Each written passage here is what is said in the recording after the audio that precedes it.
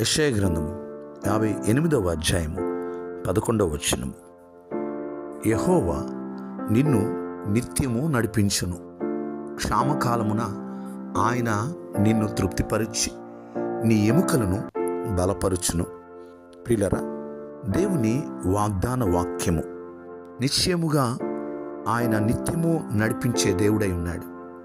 అంతేకాకుండా క్షామకాలమున అనగా కరువు కాలంలో కూడా ఆయన తృప్తిపరిచే దేవుడు.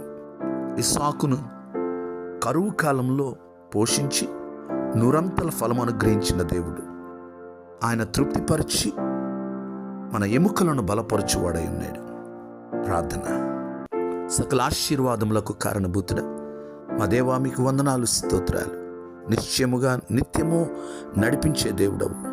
నీవు మా పక్షమునుండగా మాకు భయమేల నాయనా. మీకు వందనాలు, స్తోత్రాలు. అది కరువు కాలమైనా, అది ఏ కాలమైనా కానీ మమ్మల్ని మీరు నడిపించే దేవుడుగా మీరు ఉన్నందుకు వందనాలు, స్తోత్రాలు. ప్రభువా, ఈ వాగ్దాన వాక్కును విని ప్రార్థనలో ఏకీభవించిన ప్రతి ఒక్కరిని మీరు దీవించండి.